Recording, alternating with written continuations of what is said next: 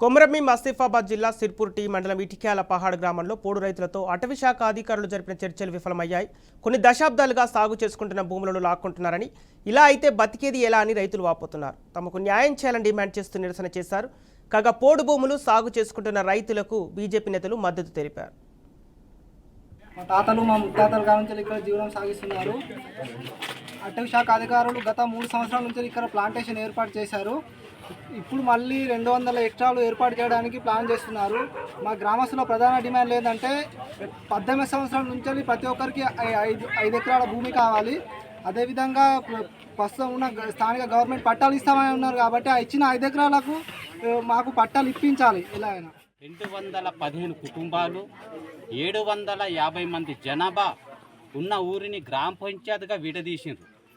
ఈ గ్రామ పంచాయతీ విడదీసిన ఊరిని ఫారెస్ట్ అధికారులు ఏం చేశారంటే దశల వారీగా మీకు బౌండరీ పెడతాము, మేము లోపలికి రాము అని మమ్మల్ని బుజ్జగించి మాకు భూములు ఇస్తామని బుజ్జగించి 1500 ఎకరాలు దశల వారీగా సంవత్సరానికి 500 ఎకరాలు చొప్పున 3 సంవత్సరాలకు 1500 ఎకరాలు పెట్టిండ్రు.